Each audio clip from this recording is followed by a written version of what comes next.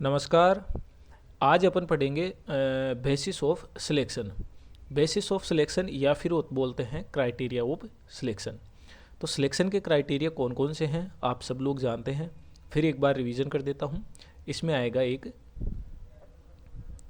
Individual selection, एक आता है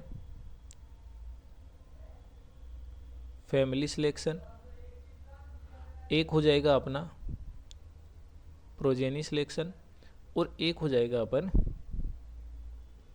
एंसेस्टर सिलेक्शन या फिर उसको बोलेंगे अपन पेडिग्री सिलेक्शन।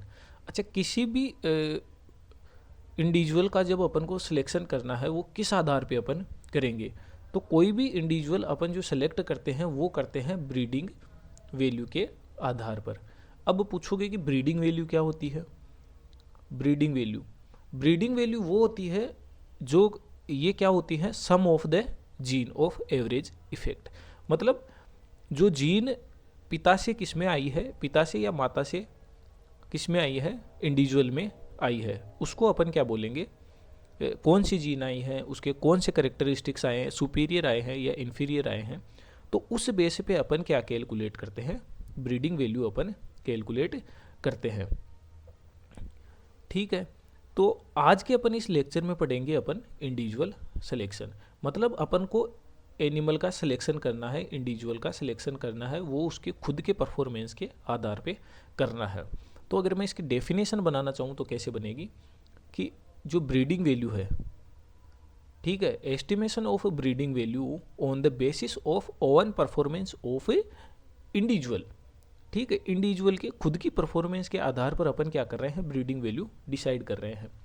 तो अब खुद की इंफॉर्मेशन जो इंडिविजुअल की है उसके आधार पर अगर अपन ब्रीडिंग वैल्यू का सिलेक्शन कर रहे हैं तो जाहिर सी बात है उसका जो डेटा होगा वो क्या होगा, एक्यूरेट होगा, एक्यूरेसी उसमें ज़्यादा होगी। ये सब चीज़ों के बारे में अपन डिस्कस करेंगे। आइए अपन स्टार्ट करते हैं अपना चैप्टर इंडिविजुअल सिलेक्शन। तो क्या होता है इंडिविजुअल सिलेक्शन। ठीक है, तो ये सारे जो सिलेक्शन है अपन क्यों करते हैं, ताकि अपन में क्या हो, इम्प्रूवमेंट के लिए जो भी लक्षण हैं, जो भी ट्रेट है, करेक्टरिस्टिक्स है, वो अपन क्या करते हैं, इम्प्रूवमेंट करते हैं बाई सिलेक्शन के द्वारा। अब कैसे कैसे अपन इम्प्रूवमेंट करते हैं वो अपन इस चैप्टर में देखेंगे। ठीक है, तो अगर डेफिनेशन लिखना चाहे तो यहाँ से देखो, when the breeding value of an animal is estimate based on phenotypic value of the trait of that animal to select it for further breeding। मतलब आगे की ब्रीडिंग अपन को इसको जो एनिमल है उसको आगे ब्रीडिंग करवानी है या नहीं करवानी। अगर सुपीरियर होगा तो अपन आगे इसकी प्रोजेनी लेंगे, अगर इन्फीरियर होगा तो उसको कल कर देंगे। देखो दो टर्म होती है, एक होता है कल करना और एक होता है किल करना। ठीक है, किल करना मारना होता है, कल करना मतलब अपना जो प्रोग्राम है, अपना जो सिलेक्शन क्राइटेरिया है उसके लिए वो अप्रोप्रिएट या उपयुक्त नहीं है तो अपन उसको उससे बाहर निकाल देंगे, उसको बोलते हैं कल करना। ठीक है, तो ये जो क्राइटेरिया है उस क्राइटेरिया को क्या बोलेंगे अपन, इंडिविजुअल सिलेक्शन।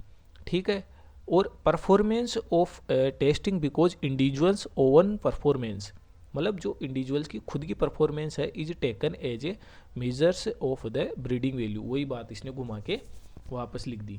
ठीक है,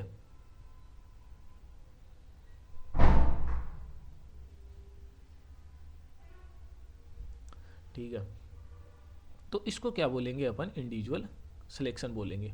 इसमें एक जो बात लिखी है वो है कि मास मेटिंग। मास मेटिंग क्या होता है, जब अपन किसी भी एनिमल को जो सिलेक्शन करते हैं वो क्या करते हैं, एक ग्रुप के रूप में रख के और उसकी क्या करवाते हैं, मेटिंग करवाते हैं, उसकी बोलते हैं मास मेटिंग। ठीक है, अब अगली हेडिंग है एक्सप्रेशन ऑफ इंडिविजुअल सिलेक्शन। ठीक है, मतलब ब्रीडिंग वैल्यू को अपन कैसे एस्टिमेट करते हैं।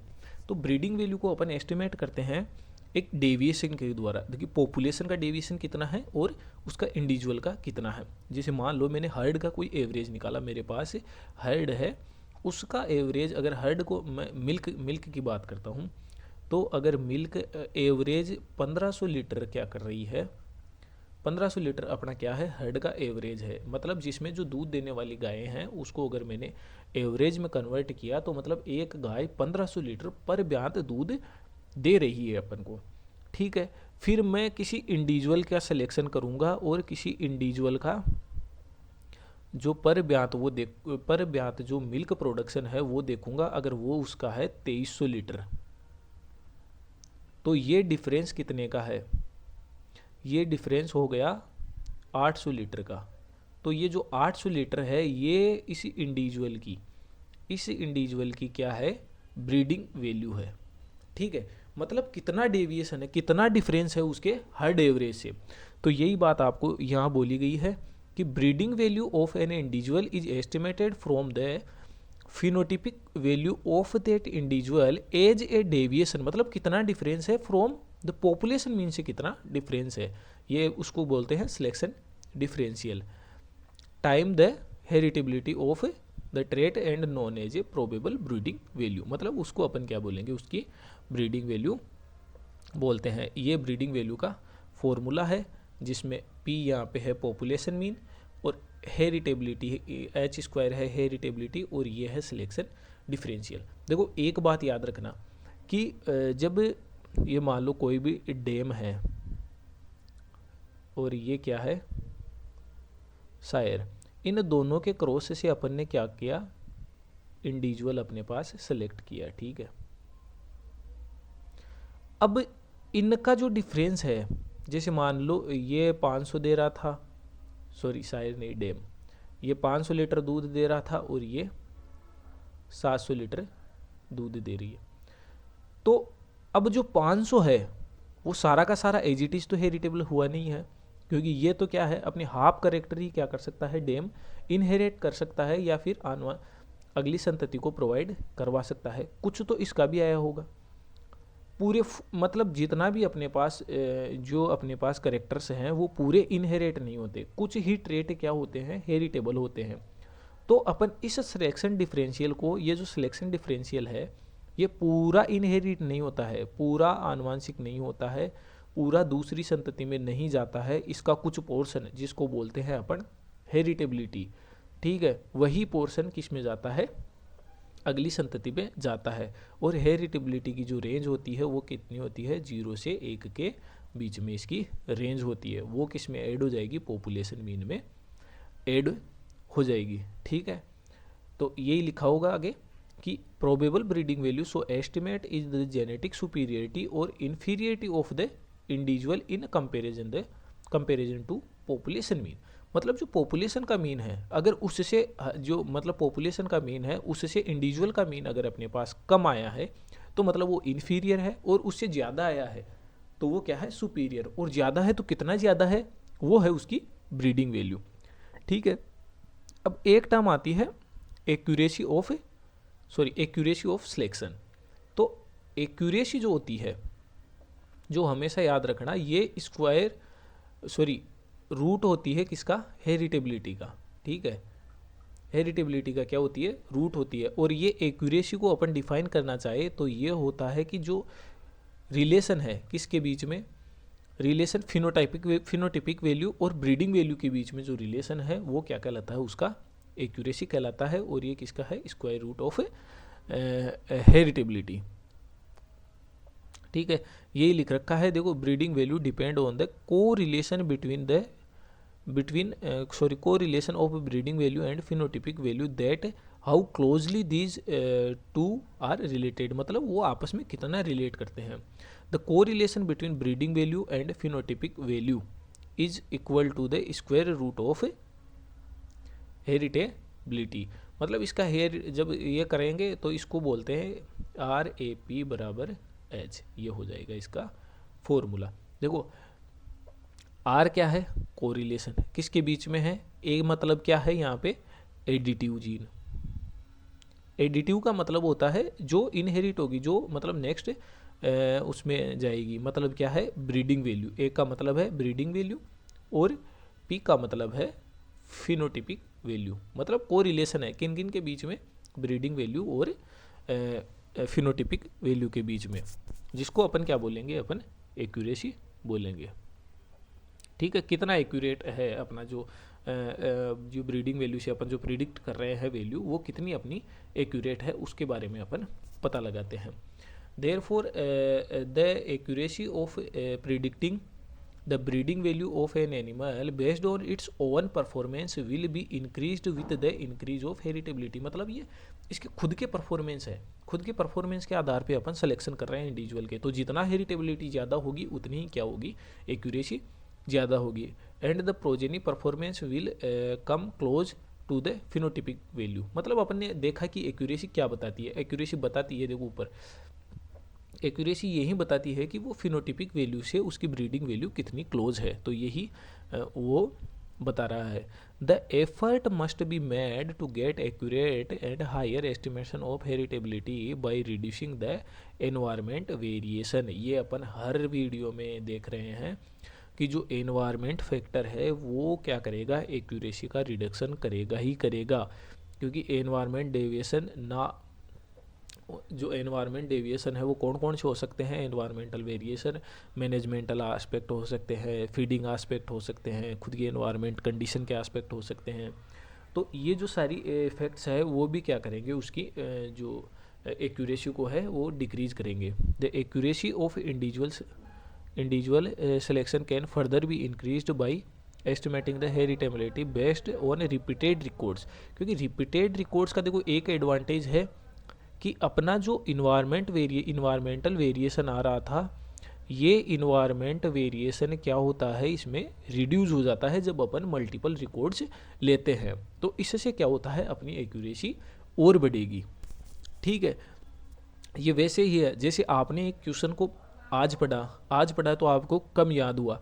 धीरे धीरे अगर उसको रिपीट करते जाओगे, बार बार पढ़ते जाओगे, तो आपको क्या होगा, ज़्यादा वो क्वेश्चन समझ में आएगा और उसकी एक्यूरेसी भी क्या हो जाएगी, बढ़ जाएगी उसकी याद करने की. ठीक है, अब इंडिविजुअल सिलेक्शन के जो एडवांटेज है वो क्या क्या है. एक तो मैंने आपको खुद को ही बताया, ये इन्फॉर्मेशन है, खुद के बेस पे इसकी इन्फॉर्मेशन है, तो आसानी से उसको क्या मिल जाती है और आसानी से अपन यूज़ कर सकते हैं. बाकी देखिए प्रोजेनी टेस्टिंग, मैंने आपको प्रोजेनी टेस्टिंग का लेक्चर पढ़ाया था, अगर आपको याद है, वरना आप अब मेरी प्लेलिस्ट में जाके इसकी प्रोजेनी टेस्टिंग का वीडियो देख सकते हैं. प्रोजेनी टेस्टिंग में लगभग 8 से 9 साल का क्या लगता है, अपना जनरेशन इंटरवल लगता है. तो इसके मुकाबले इसका जनरेशन इंटरवल कम होता है. और ये कब करते हैं, जब अपने पास पेडिग्री के इन्फॉर्मेशन अवेलेबल नहीं होती. जनरेशन इंटरवल शॉर्टर, ये जो मैंने आपको बता दिया. ठीक है, प्रोजेनी से इसका जनरेशन इंटरवल क्या होता है, कम होता है.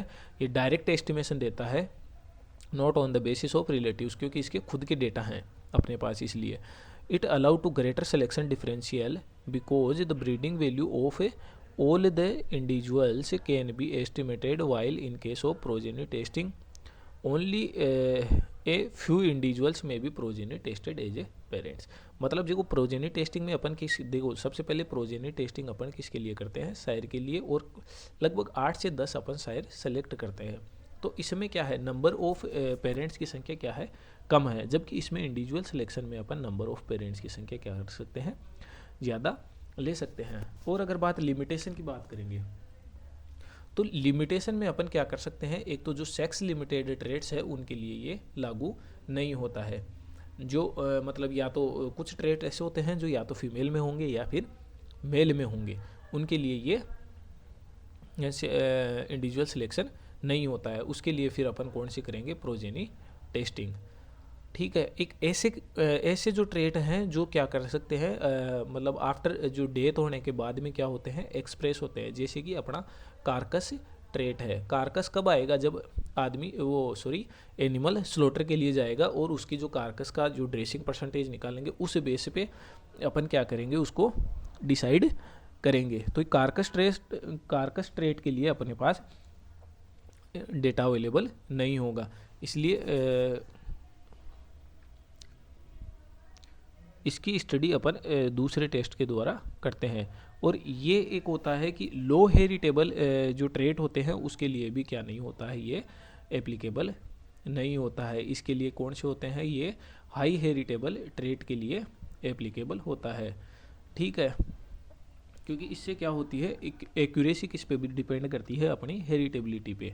जो एक्यूरेसी थी वो किस पे डिपेंड कर रही थी, हेरिटेबिलिटी पे, और हेरिटेबिलिटी जितनी ज़्यादा होगी एक्यूरेसी उतनी ही ज़्यादा होगी। ठीक है, तो हाई हेरिटेबल ट्रेट इसके लिए क्या होते हैं, अप्रोप्रिएट होते हैं। ठीक है, तो ये कुछ एड्स हैं इंडिविजुअल सिलेक्शन के बारे में कि अपने जो सिलेक्शन कर रहे हैं वो कौन सी स्टेज में सिलेक्शन कर रहे हैं, क्या क्या ध्यान रखना चाहिए। ये कुछ कंडीशन बता रहा है कि there are certain situation when the information of relatives is not available and also the heritability of character is medium to low. This embarrasses the situation, makes the selection more difficult based on individuals information. मतलब अपने पास जब कोई character है उसकी heritability लो है तो अपन को काफ़ी डिफ़िकल्ट होती है उसका इंडिविजुअल का सिलेक्शन करने में।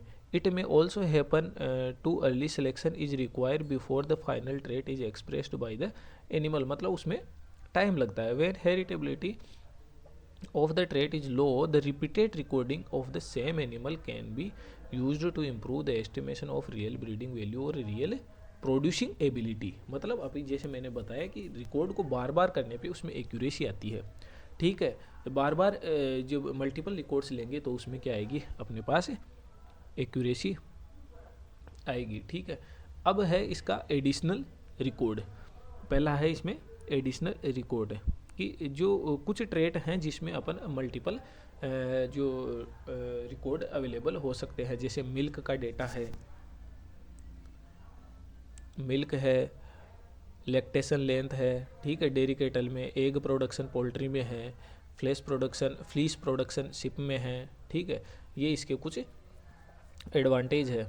या फिर अपन क्या कर सकते हैं, इसको डेटा को और एक्यूरेट कर सकते हैं अगर अपन एनवायरमेंटल प्रैक्टिसेस सही हो, उसकी फीडिंग सही हो, मैनेजमेंट सही हो, क्लाइमेट सही हो, ये भी क्या करते हैं अपने इसको इफ़ेक्ट करेंगे। तो ये सारी चीज़ें इसमें आपको दे रखी है। ये एक्यूरेसी का ये रहा, एक्यूरेसी का ये। जब अपने पास देखो, जब अपने पास खाली एक ही रिकॉर्ड हो तो एक्यूरेसी का फॉर्मूला इंडिविजुअल सिलेक्शन में क्या होता है, एच।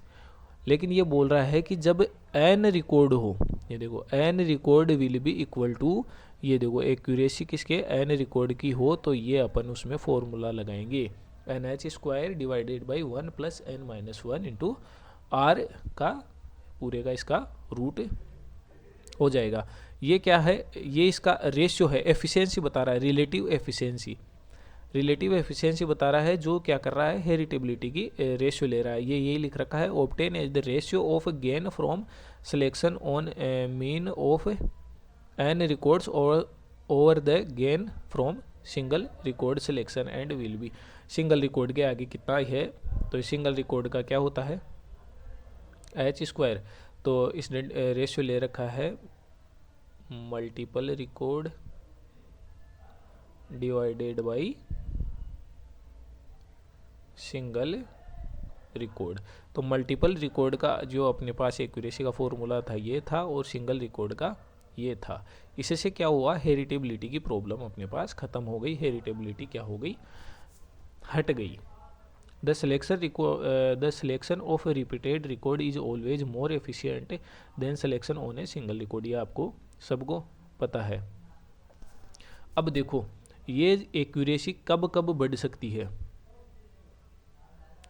ये एक्यूरेसी बढ़ सकती है जब मैं आर जो यहाँ पे ये को रिलेशन है इसको फिक्स कर दूँ और एन नंबर ऑफ रिकॉर्ड की संख्या बढ़ा दूँ तो भी क्या हो जाएगा, एक्यूरेसी बढ़ जाएगी।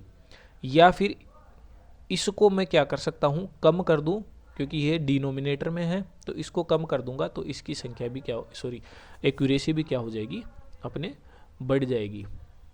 तो इसमें ये लिख रखा है कि this quantity increase with n for fixed, मतलब n number for fixed value of r, मतलब आर वैल्यू अपन ने फिक्स कर दी और एन की संख्या अपन बढ़ा रहे हैं। The more number of repeated records are used the greater is the efficiency in the term of gain per generation. Secondly efficiency increase with decrease number sorry decrease in the value of r for any given value of n. ठीक है, r increase the use of more than one record in a selection is not advantageous. This is because it indicates that the temporary environment influences were not important and permanent effects are more important. देखो permanent environment effect कौन से हैं, जैसे मान लो किसी गाय के क्या हो गया, मास्टाइटिस हो गया, तो अब मास्टाइटिस होने पे क्या हो गया, उसका एक क्वार्टर ख़राब हो गया, तो उसको क्या करना पड़ा अपन को, कल करना पड़ा। भले ही क्या थी, जो कि एनिमल था वो सुपीरियर था, लेकिन उसको उस डिजीज़ की वजह से कल करना पड़ा। ठीक है, तो ये इस क्या क्या था, एनवायरनमेंट इफेक्ट था। ठीक है, तो परमानेंट एनवायरनमेंट इफेक्ट क्या करता है, इम्पोर्टेंट होता है, जबकि जो टेम्परेरी है वो कुछ फ्लैक्चुएशन लाता है, लेकिन वो इतना इम्पोर्टेंट नहीं होता है। As such r is high there no use waiting even for the second record.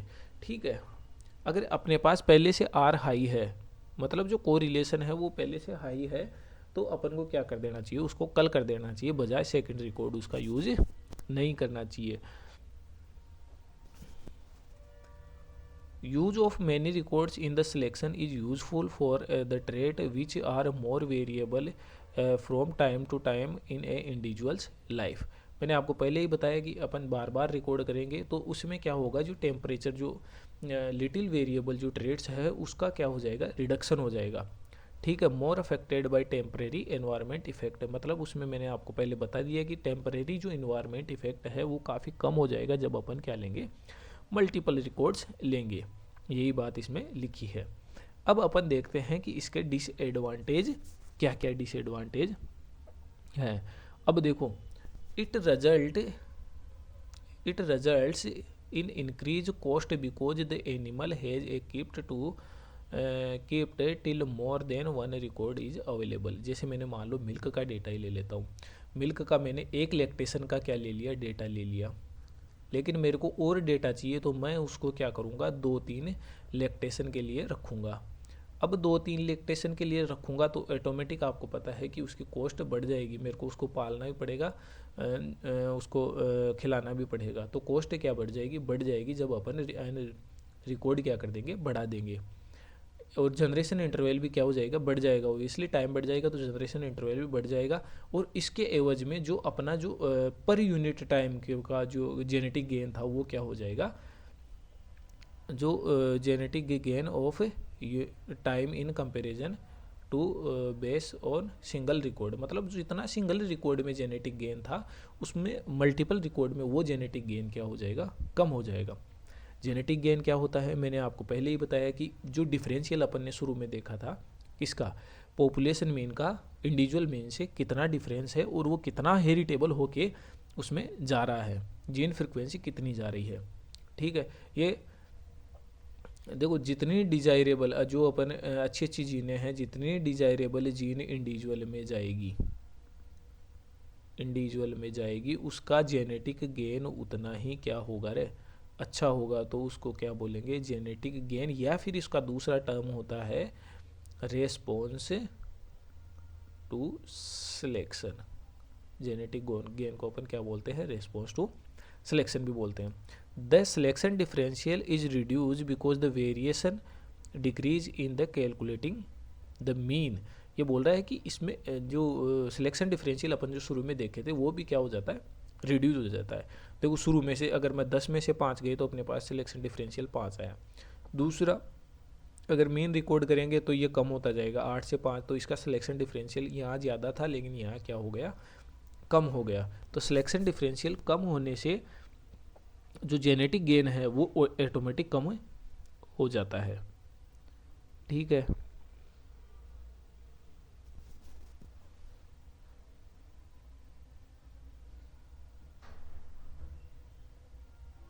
ये वही बात है कि इसमें बता रहा है कि जो जेनेटिक गेन पर जनरेशन है उसकी वजह से अपना इंटरवल भी बढ़ जाता है और ये क्या हो जाता है, थोड़ा इनफेक्टिव भी हो जाता है कंपेरेटिवली अपन सिंगल उसका रिकॉर्ड लेते हैं। तो अब ये तो था अपना कौन सा, एडिशनल रिकॉर्ड्स। दूसरा होता है कि most probable producing ability.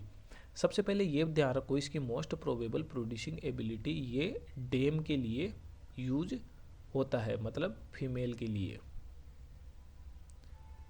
Female के लिए अपन इसको यूज करते हैं। जो किसके लिए, जैसे मिल्क रिकॉर्ड है उसके लिए यूज करते हैं, ठीक है।